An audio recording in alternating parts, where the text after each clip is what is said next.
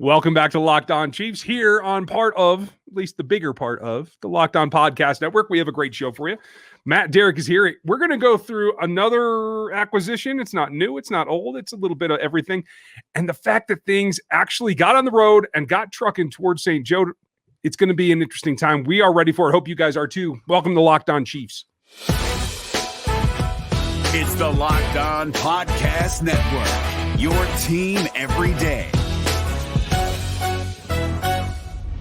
From the land of the free and the home of the Chiefs, this is the Locked On Chiefs podcast.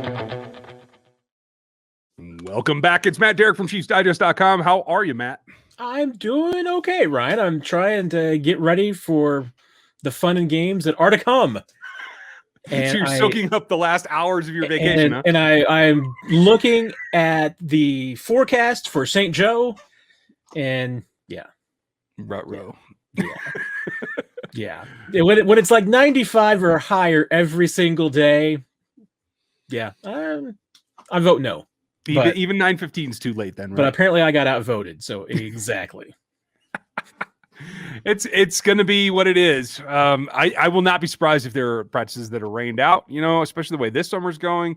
Seems like it's likely. I mean, I don't know. The whole thing seems a little bit strange to me at this point, like knowing that you're getting ready to go and you're gonna be covering it every day and you have 36 hours left to relax. Are you prepared for what strangeness this is going to bring? I think so. I mean, we're going to see. I mean, it's a step towards normalcy, but it's not going to be completely normal. Still haven't gotten a firm grasp on exactly how many tickets the Chiefs have sold for training camp practices. I know, the last time I checked that it looked like tickets were still available for most, if not all, practices. So, it's not a complete sellout or anything at this point. But, the Chiefs haven't told us exactly how many people that they're expecting to show up. I mean, obviously, it's not going to be like the past where you can just show up and there might be some surprise crowds or anything. You got to have a ticket this time. So that's not going to happen. Still trying to figure out exactly, what everything's going to look like. And, and we're even, even media, we're just being told, hey, when you get up here, we'll show you how it's all going to work. So I think we're going to find out on Saturday when the rookie minicamp starts that, hey, we'll see what's going on. But yeah, it's going to be close to maybe the same, but different. So we'll see what happens. I'm looking forward to it too. And the Chiefs account put something up on Tuesday that, that they're packed up and loading those tractor trailers to go up there and all that. That really is the marking of it's all beginning, right? Guys are making flight arrangements. They're getting into town. Is that part of it? Is that like the key to getting back to normal, is just getting on with it? Yeah, it is. I mean, and I think that's why, training camp is a pretty big milestone. I mean, this was a pretty big threshold that the NFL wanted to get to. The fact that so many teams are able to go away for camps, I mean, and getting a little bit closer to normal. It's what the league wants. I mean, now we'll see. I mean, there's certainly going to be, some areas of concern. I mean, let's be realistic. I mean, Missouri has not been doing great with vaccination rates. My hometown of Springfield has been having a really tough time with the Delta variant spreading. Buchanan County, where St. Joe is, has a vaccination rate hovering around 20%. So, I mean, the pandemic is still there. And there's still things that have to be addressed, and there's still precautions that need to be taken. And, I'm going to be really curious, what happens, when and if the first positive test with players around the league starts occurring. How do teams in the league address it? I mean, do they change their protocols? Do they adapt a little bit? I mean, we're going to see, but it almost seems inevitable that challenge will arise at some point during training camp. And, will that change the equation when it happens? I'm really interested to see that. I think we should cover that in depth a little bit later when we talk about the logistics of doing this. But for the team right now, just the fact that you're able to get to this point, right? No matter what adaptations you're going to have to make, I feel like, particularly for this rookie class, there's been a lot more attention on this particular year. It seems like they're in a better position than the class before them. And so, you could really act as though there's two rookie classes at this point. Yeah, you really can. I mean, because remember, last year's rookie class didn't go through a training camp. I mean, they just went through practices at Arrowhead Stadium. I mean, they're at the training complex. So they haven't been through this. I mean, they haven't been to the dorms. They haven't figured out where the lunchroom is. They haven't been to the weight rooms and the locker rooms and everything at the facility there. So yeah, it's all going to be new for them too. We'll be curious, usually, for the beginning of camp, that's when you've got, the first couple of days, it's when the rookies report, quarterbacks report, injured players. Sometimes you may even have, some returning rookies from the year before, that are coming in as well. Mhm. They will kind of count in that rookie group too. I'll be kind of curious, to see, who does come in. I mean, if some of, maybe the bigger name rookies from a year ago do come in just early, just to get the lay of the land and see what's going on. I mean, wouldn't certainly surprise me. I mean, yeah, there's a check-in day for veterans, but it doesn't mean they can't check in early. Right. Most vets, when they've been around for a while, they're going to wait until 11:59 or 1:59, whatever the deadline is that day. That's when they're going to roll in. And we're not going to get to see it this year because the check-ins are closed. That's not going to be open to the media.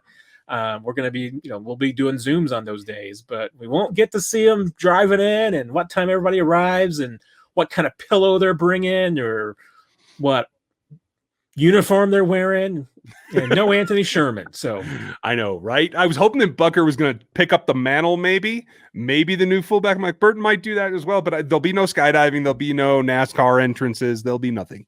No, nothing. I mean, I think James Winchester would have to be the guy that's kind of stepping up and taking over. I mean, he's the continuity there. But yeah. Nope, we're gonna at least wait one more year. Maybe then, maybe then Sherman can come in and put in a pinch hitting a performance or something.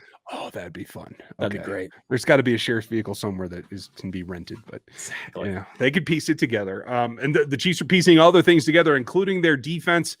They have a couple of parts that they still need. We're going to talk about Alex Okafor, what it means to this roster, coming up next after we tell you about our friends at Rock Auto that can put some pieces together.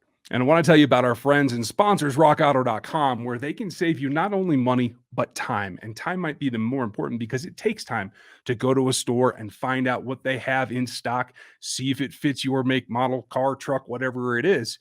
You can go to rockauto.com and save both time and money. It's important. Why choose to spend 50 or 100% more plus lose time when you go to a physical store? You can go to rockauto.com and get it all at one time. Rock Auto is a family business, and they've been doing this for 20 years. They make things easy, and their prices are reliably low, and they're for everybody, whether it's a professional or a keep it up, your do-it-yourself kind of guy like me. My truck keeps running because of things like rockauto.com. I want you to check that out because they have everything from brake parts all the way up to air filters and everything else that you may need for your car or truck. Go there, explore their website. Check it out. I think you guys will really enjoy it.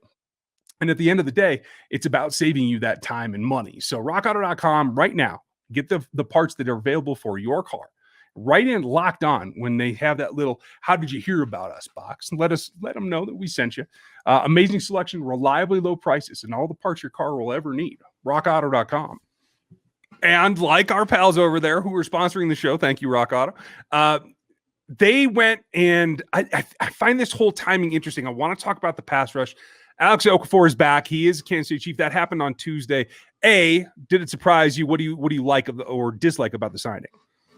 Yeah, it wasn't a tremendous surprise. I mean, only in the sense that, Okafor had been out there, obviously, at this point, when a veteran's been out there for a while, it's either price as a consideration or teams just don't feel like, the players are fit for them at this point. And, with Okafor at age 30, with the injuries he had over the last couple of years, you could see that maybe that's, what was holding some teams back and everything. The timing with Okafor signing right after Ingram signs with the Steelers is I don't think completely coincidental. I mean, that certainly seems like maybe it was one shoe to drop and then the next one, by the time that, hey, maybe people are listening to this, maybe Justin Houston has signed somewhere, but right. Okafor is the name out there that frankly made the most sense. I mean, certainly made a lot more sense than Justin Houston.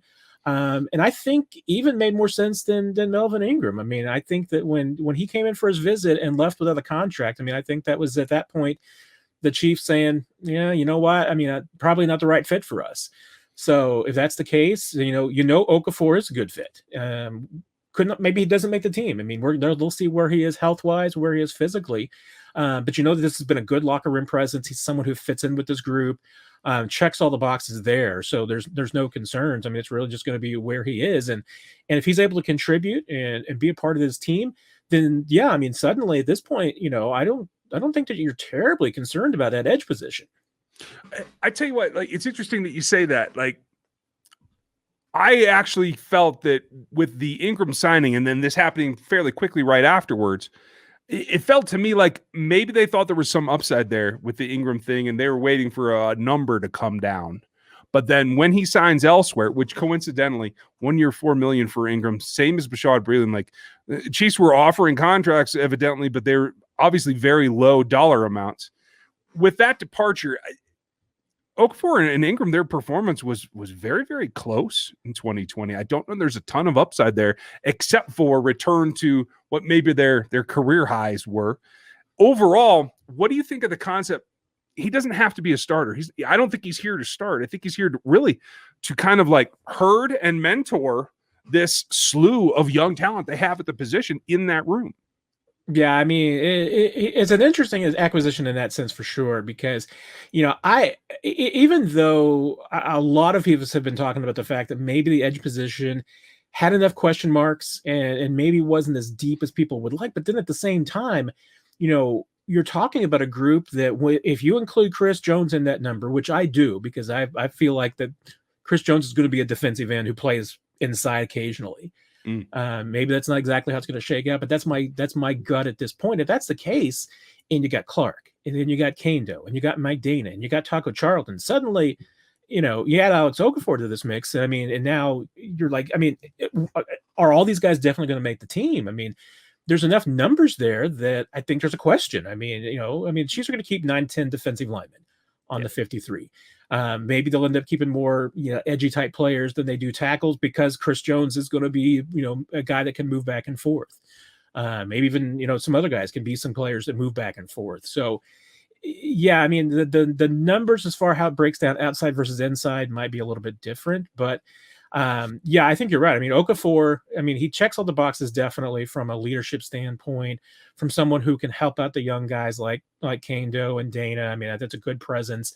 And you're right. I mean, from a performance standpoint, with the, at this point, at 30 versus 32 for Ingram, and with the miles that they have on those bodies, not necessarily a huge difference at this point. And, and when I saw the numbers for Ingram at $4 million, I mean, to me, remember the Chiefs had Jerron Reed fall in their lap for $5 million. Mm-hmm. There's not, at this point in their careers, there's not $1 million of difference between Jerron Reed and Melvin Ingram. There's a lot more than that difference between those two guys. So to me, the Chiefs plucking down $4 million on Ingram, that would almost be just like completely eliminating the great value that you got with Jerron Reed, because at this point, I'm just not sure that, $4 million is what Melvin Ingram is at this point in his career. Gotcha. And that makes perfect sense. We don't have the number yet on Okafor at the time of this recording, so I'm guessing it's substantially lower than that. But I think at the end of the day, like you said, there's so much talent here. The expanded practice squad rules for veterans being able to be on there, I think that alleviates any concern that if you want to keep the young guys there and keep them in the room, you can certainly practice squad them at 30 years old. And I wouldn't be too bashful about that. Would you? No, I mean, and there's certainly, we know that there's veterans who've been cool with that. I mean, absolutely. Mm-hmm. I mean, you see a guy like Dustin Colquitt, Matt Moore. I mean, the veterans have last season showed a willingness to do it. So yeah, I mean, hey, would Okafor fit into that category? I mean, could very well. I mean, there's a difference in money. I mean, there's no doubt about it. And, with the new CBA rules, it caps what you can pay even those veteran practice squad guys. So yeah, I can see there's probably some guys who maybe for them it's just too much of a pay cut to worry about. But yeah, I mean, that's another option, and it seems like it's a smart addition to me, because especially because you just don't know where you're going to be 6 weeks from now when it comes to injuries. And having a guy like Okafor around, I mean, we're talking about the depth and the numbers. Hey, one guy sprains an ankle and all of a sudden your depth goes away. And that's why, having Okafor in at this point, I think puts the Chiefs in a position where they feel like that they can pretty much bank on the fact that they're going to be able to have a good veteran young player mix on that edge position going into the season. Well, and I'll tell you this, in case of a COVID stir at the position group, that's another break glass situation, a guy that can come in and give you reps with it. You don't have to cram a bunch of information into his head. He's got this defense down. Like it seems like a very easy transition for me, a safe signing. Yeah, and I go back to what you mentioned about just the kind of player that Okafor is. It's going to be a great, leadership by example kind of guy for Kane Dana and some of the other young defensive linemen that they have to watch, because Okafor's, I mean, he's a hard worker. He really is. I mean, you don't grind in this league as long as he has and as successful as he has, without being that kind of worker. And there's no doubt. I mean, Okafor, I mean, he works out, he stays strong, he stays healthy. Those are all good examples for these young guys. Yeah, I think that's going to pay off for them. There are other wrinkles to this, too, in particular, that I want to delve into as we look forward to seeing some players on the field here within the next 48 hours. We're going to get into that coming up next, but I'm not going to bet against seeing anything that might include 55 out there, and we'll give you more from our friends over at BetOnline.ag as well. And BetOnline is the fastest and easiest way to make all your sports action bets. Baseball season through the roof, NBA, NHL, obviously football, even UFC and MMA. Before the next contest, go to BetOnline on your laptop or your mobile device and check out all the sporting news, the odds, the bonuses, everything you need to place your action. Don't sit on the sidelines anymore. It's your chance to get in the game as teams prep for their runs at playoffs or even a brand new season. Head over to the website, use your device, and check it out today. You'll receive a 50% bonus on your deposit. That's 50% on top of what you deposit at betonline.ag, your online sportsbook experts, and use the promo code Locked On. Let them know that we sent you over there. So the two big questions for me, what does this mean? Because there were a lot of folks in and around that cover this team that felt that there wasn't a signing in the future, that this was not anything to be alarmed about in terms of the delay before any kind of punishment for Frank Clark, if at all. Does this tell you that the team is more concerned about having enough volume at the DN position because they may lose Frank for some games? I don't know if it's that signal to me, because this was a position all along that I felt like was absolutely still a possibility for somebody to come in. It wasn't necessarily that it was going to be a veteran signing at this point. It could have been a trade during camp. It could have even been a wait and see where you are when you get to the waiver wire and if there's a player out there. But when you looked at the defensive side of the football, I mean, edge rusher and cornerback seem to be two positions that you can't have enough of those guys. And the Chiefs at this point, I don't think that they felt like they had enough of those guys. Does this signal anything with Frank Clark? I mean, it's the first transaction that would make you think that, because at this point, obviously, the Chiefs haven't done anything to make you think that they're concerned about the availability of Frank Clark. I still don't think that this is connected to that. I mean, we will see. The Chiefs haven't had their hand forced as far as having to make a move with Frank Clark or to do anything with him. So, the fact that they haven't taken an action, I mean, I get that, it raises some questions, but then at the same time, Chiefs haven't done anything, which I think that, they knew about this even during OTAs, and Frank Clark, came in for, the veteran minicamp. So, I mean, it was not a problem for them then. They knew that this was out there and a possibility. So I don't see that, that this scaring the Chiefs in any way. I mean, I don't think this is a move or a hedge against Frank Clark. I mean, I think it's just a hedge on that position, period, to be able to bring in a guy affordably that knows their system, knows their team, that they know, that they're comfortable with, that they got good chemistry with. I mean, that's, I think, probably all there is behind this signing at this point. Okay.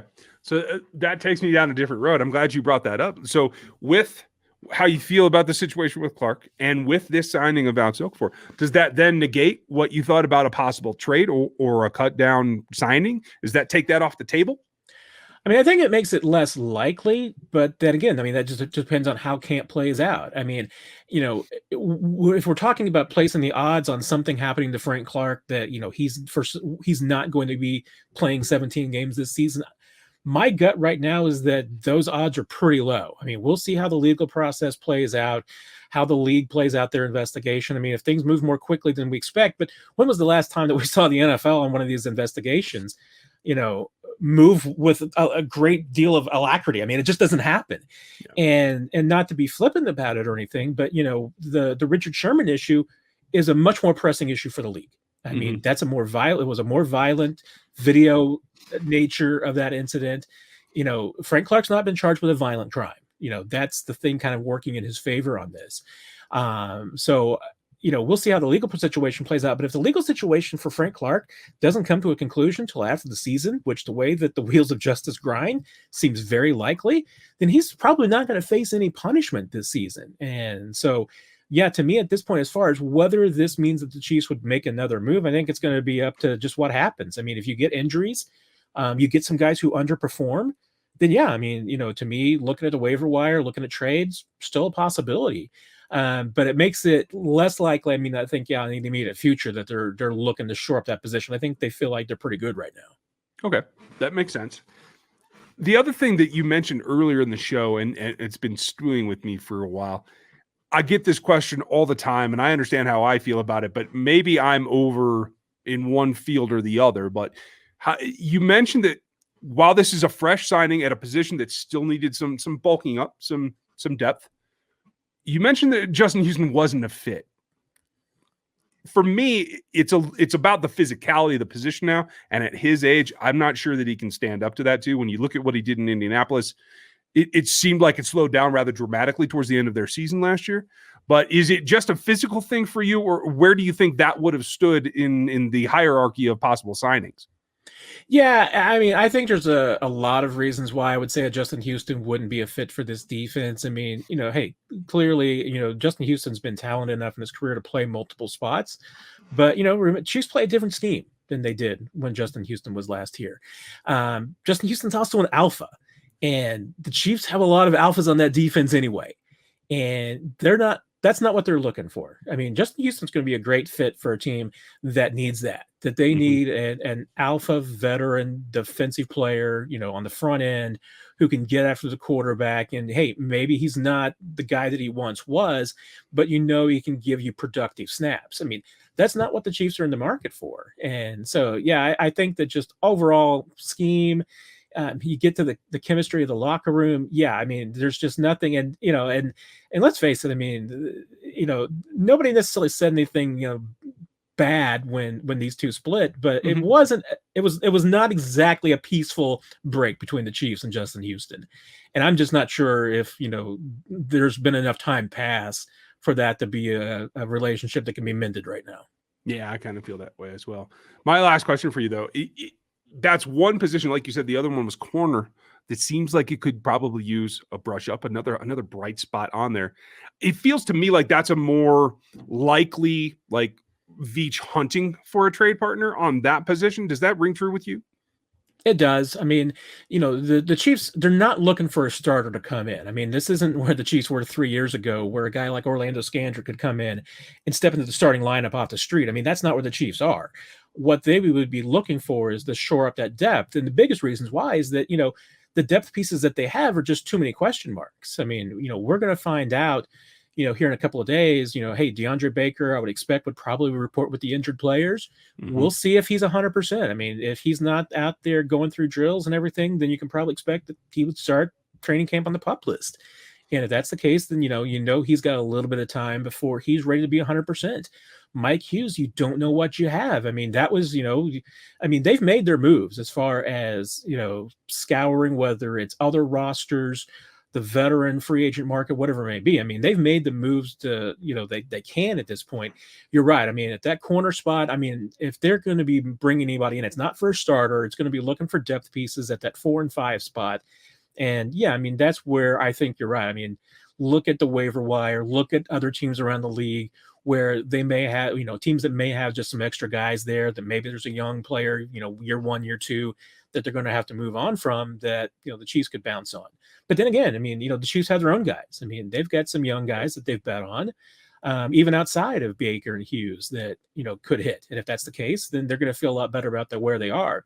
But no, I mean, like I said earlier, you can't have enough guys that can cover in this league. And injuries, poor performance, I mean, there's a lot of things that can erode through that depth quickly in camp.